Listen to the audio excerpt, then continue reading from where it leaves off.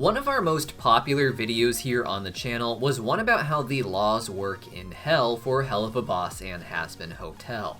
This is a pretty old video now, and with Season 1 of Hazbin Hotel finally out and Helluva Boss deep into Season 2, I thought now would be a good time to update our theories on how Hell works, especially since I know that you'll want an even more updated version after Season 2 ends and we learn more about how Hell's legal system works from these courtroom scenes. So subscribe so you don't miss that when it comes, and let's dive into it. Now, when it comes to Hell, there are several different levels of authority that have to be followed. At the very top, we have Heaven and the angels, represented namely by Sarah and Adam, who ultimately decide the fate for the sinners of Hell. We now know that Heaven created the earth without any plans for Hell, which only sprang into existence after Lucifer gave the fruit of forbidden knowledge to Eve. As a punishment, Lucifer was thrown into Hell, but he wasn't made a prisoner the way the sinners seem to be. Lucifer was essentially given the job of running Hell, dealing with the aspects of governance that Sarah and the other angels simply didn't want to have to worry about, as they focused on maintaining Heaven and the earth. Lucifer thus is actually the king of Hell, answering only to official orders from Sarah and the angelic council above him, who seem to spare Lucifer and Charlie's life. Sarah's primary law, if you will, is that she put in place a limit on the population of Hell, particularly the sinners. It is because of this that each year, and recently twice a year, the angels come down to kill as many sinners as they can, which is apparently quite a bit. This was a response to Lilith seemingly raising the spirits of the sinners back in the early days of Hell, perhaps giving them some hope of eventual liberation from Hell, which Sarah could not allow. With that in mind, while Lucifer is given dominion to run Hell, and Sarah may take a generally hands-off approach, anything that Lucifer might do that would make Hell seem more concerning to Sarah could ultimately be met with more violence from Heaven. As far as Lucifer's actual rulership goes, however, he seems to take a mostly hands-off approach. Even in the earliest of live streams, Hell was said to be a place where laws do exist, but mostly to benefit the elite. This is something we will likely learn more about in the upcoming episode featuring the scenes from the recent trailer of Mammon and other royal demons in some sort of courtroom. This isn't a courthouse for typical criminal trials, it would seem, but seems more like a regular meeting place for royal elites to discuss matters important to them all, similar to the courtroom seat in Heaven where the angels do the same thing. Here we can see the apple and serpent imagery indicating that this is actually Lucifer's place and that the other demons are meeting here perhaps under his jurisdiction. In Hell, this system likely has a lot more to do with resolving the conflicts and needs of various royals and their territories. Lucifer, as the king of Hell, may not actually be ruling over them with some sort of iron fist, but rather he may be trying to do his best just to appease each demon without causing conflict among them, trying to find ways that they can each get what they want instead of having the different parts of Hell going to war with each other. In real-life mythology, the seven princes and the Ars Goetia are all considered angels who had fallen from heaven, but we aren't sure if that is the case in the show. Regardless of if they are angels or just natives to Hell, it's uncertain why they aren't just wiped out by higher powers like Lucifer and the angels above him. Regardless of how powerful they are, the angels should have the ultimate power to destroy them, and I believe it's been said that Lucifer himself should have the power to just annihilate the majority of Hell if he so chose. Though don't quote me on that, because I don't have the exact quote on that. Instead, the most powerful demons in Hell are given authority over their own territories, where even Lucifer seems to have limited power over them. For those who have been here since Season 1, this was immediately obvious in Episode 2, when the gang goes to Lululand. It was explained by Octavia that this theme park in the Greed Ring run by the deadly sin Mammon is actually a ripoff of Lucifer's more popular theme park Lulu World in the Pride Ring. We see signs alluding to this in the background of the park, and RoboFizz even holds up a document showing that the courts found Lululand to be legally distinct, likely the courts that we see Mammon at in this recent trailer. In these documents, Mammon plays the victim, acting like Lucifer is a dear friend and that he doesn't understand what the issue is.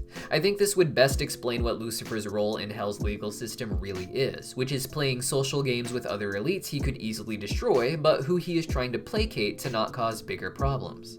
With that in mind, Lucifer isn't just weighing in on the issues of royals such as the sins in Goetia, but also trying to get royals to be as not destructive and oppressive as possible, though that still leads to these other royals often getting their own way and oppressing the masses. Lucifer has made it clear that he doesn't think humans have used the power of free will very well, seeing only the horrible outcomes of it in the masses of sinners who end up in Hell and continue to make terrible decisions.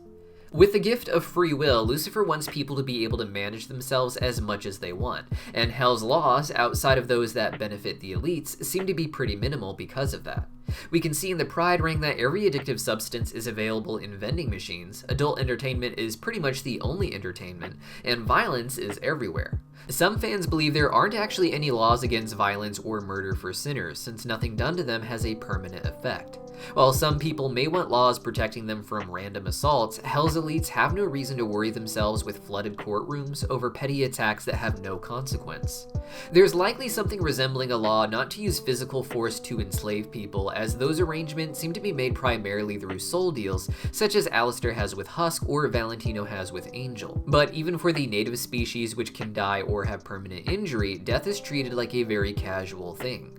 Millie acknowledges killing over 10 other participants in their local festival games, and imps in particular seem to be desensitized to death. We do know that the various rings have certain resources like a fire department and police department, but they seem to be there to maintain the infrastructure of Hell more so than to help the actual citizens. The fire department didn't put out the fire in episode 1 of Helluva Boss to help Blitz, so much as they did to help the business owners and the building that they operate in. It's the elites of Hell who basically want to maintain their infrastructure who allow these services to exist, and who are likely using Hell's laws to impose taxes on the working class demons instead of just funding it themselves. This even includes a medical industry which doesn't require health insurance and looks pretty fancy, but even this is seen as just being something of a placating system that doesn't work for Blitz and Luna, and more so just seems to provide quick medical care to prevent death so demons can get back to work. All of this helps the elites, with the possible exception of the Hellevator system. I'm sorry, but this place is so much more spacious and fancy than it needs to be for any reason, and it seems to be extremely affordable as well. Sure, it could be argued that this allows for easy transit of business and workers from one ring to another, but the Hellevator system seems pretty fancy compared to everything else in Hell, which tends to treat the native species like cattle who need to be taken care of so that the elites can pull their profits from them, giving them just enough to maintain their existence as opposed to make their existence actually enjoyable. Now, in a world without laws, the elites could rule by force, but it's not like the laws against violence would ever be applied to them to begin with. The elites don't hold back force against the people as a whole because of any legal issues, and likely do have to use violence to crush any larger uprisings that may happen in their territories. But when it comes to controlling the masses, it's easier to just not use violence and instead just limit the resources and opportunities they have. A world without laws feels like a world where you can do whatever you want, but without any actual resources, none of the native species have anything better to do than what is specifically offered to them in a workforce controlled by the elites. So much of the economy seems to be the elites shelling out just enough cash to barely survive on to get local demons to do the real work of maintaining Hell and influencing the Earth. The imps of the Wrath Ring take missions for war and don't understand the idea of Blitz making his own business, something only possible because he stole a resource like the Grimoire from an elite. The succubus also haunt the earth to sleep with willing victims and spread vice, and we see the possessors seem to have some sort of economy built around creating fake haunted houses and hotels over on the earth. These are jobs the demons can take to support themselves, but they don't always give good money, with a lot of the imps in the Wrath Ring only getting war missions here and there and having to spend the rest of their time farming. From our perspective, these jobs also look fun, with Succubus just having a day on the beach, imps talking fondly of war, and Ozzy's factory being full of happy employees, but the reality of Hell is more like what we see with Fizz and Mammon. Mammon is an elite who seems to control a large amount of manufacturing and business, but it's all things he allows others to have because it makes him more money in the end. Fizz is famous and rich because of Mammon, but only because Mammon had a contest to see who is the most marketable person to raise to a position of fame in Hell every year. At the end of the day, whether there were going to be a lot of Hells in law or none at all, it was always going to come down to who got the resources, and of course the elites and powerful demons were able to get their hands on these before Hell's laws began to really manifest around them. With the actual resources under their control, laws are just something to keep the smaller local demons in check while you continue to run your empire. And one of the benefits of no laws instead of ruling with an iron fist is you can convince the demons of Hell that their lives aren't so bad. Sure, their lives are evil, but they aren't given any laws that limit them. They lack resources and opportunity, but they are allowed to be their natural selves in that scenario, to take jobs that give into certain baser natures that their species are known for, and to spend their free time being wild and destructive with each other.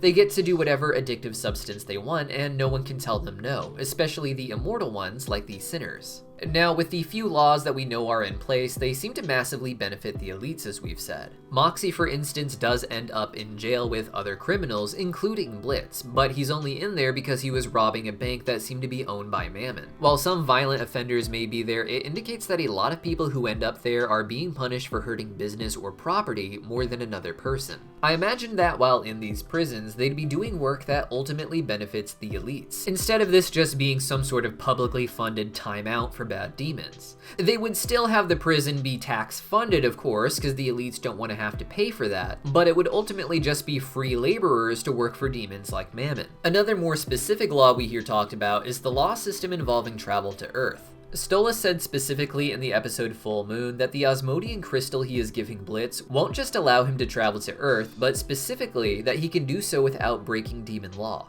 This is a bit of a technicality, as Osmodius basically let Stolas file Blitz as a worker the same way he would a succubus, meaning he's legal on paperwork, but that's not what this legal system was made for, and the greater legal system would not support this. This is because the rules for who can go to Earth are very much about not exposing the reality of hell to the humans. Deep in the Earth's past, interaction with humans seemed to be more common for the demons, but in order to convince them that hell is just a myth and rule them from the shadows, hell had to become a fantasy creation of people in the past. This didn't just allow them to convince humans to be more sinful, but it allowed Hell's elites to control Earth more so like they control Hell. Instead of using physical force to make humans serve and worship demons, they just convince the humans that they are doing what they want as they move into social systems that Hell approves of, pulling the strings from the higher-ups. The laws for travel to the Earth, thus, are about maintaining the interest of the elites, whether because they profit from exploiting the Earth for resources, or simply want to corrupt it as part of the plan for evil and Hell's creation that we still don't understand a lot about. Regardless of their motives for the Earth, Blitz's business goes against the entire plan, with the human government apparently only aware of demons now because of Blitz and his crazy antics on Earth. This will undoubtedly be a big problem, perhaps one seen in the actual courtroom proceedings where Mammon can be seen with the various Goetia. This law, interestingly, may be more important for the elites here in that Osmodius and Stolas may suffer more for the consequences of Blitz's actions than Blitz himself. Sure, Blitz could also be outright killed or destroyed, but these laws basically exist to stop elites like Osmodius and Stolas from interfering with the existing plans to sabotage the Earth. They are the ones who already have the power to travel to the Earth, and these laws are really guidelines for who they should be giving out these powers to. Now, in addition to restricting travel to Earth, there is a restriction of sinners to the Pride Ring of Hell. In addition to being stuck in the Pride Ring, they also don't seem to have the opportunity to travel to the Earth the way the native species do on Halloween. It is unknown if this is a law in the legal sense, or if there is some sort of mystical aspect that restricts the sinners to Pride naturally. They seem to naturally manifest in the Pride Ring the same way that winners seem to naturally manifest in heaven, though the angels definitely aren't restricted to heaven and even travel to hell themselves. So if I have to guess, the restriction to the Pride Ring and away from the Earth is something imposed by Lucifer. The reason the sinners can't go to Earth is likely because they have too many vendettas against people who are still alive, something that Blitz's own business proves, and additionally, the loving ones would have plenty of reason to try and teach the truth of hell to their descendants in order to stop them from going there themselves. As for why they can't travel to the other rings, this prevents them from becoming dominating forces that can take over large parts of the businesses owned by the elites like the Sins.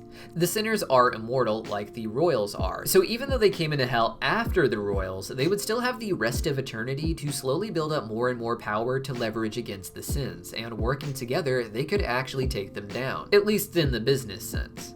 Keeping them in pride stops them from exploiting the natural resources and species of each of the lower rings so that only demonic royals can do that. This is what I think we can piece together on the laws of hell so far, but as I said before, once we get the scene of the demonic royals meeting at some sort of courthouse, I'm sure we'll have a lot more to say, as that's bound to give perspectives on how things work all across the different levels of hell.